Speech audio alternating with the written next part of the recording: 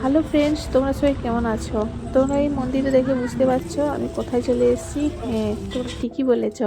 আমি চলে এসেছি বৈষ্ণব দেবী মাতা মন্দির। এটা কোথায় বলো দেখি? এটা হচ্ছে গালুডির থেকে প্রায় 1 কিলোমিটার মতন হবে ভিতরে যেতে।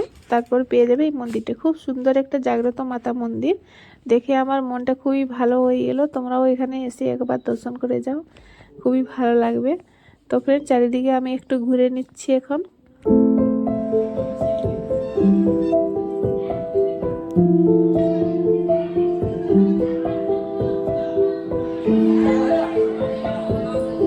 ফ্রেন্ড, আমি চারিদিকে একটু ঘুরে নিলাম, তারপর আমি একটু রিলস করতে চলে গেলাম, তারপর বাড়িতে রওনা দেব।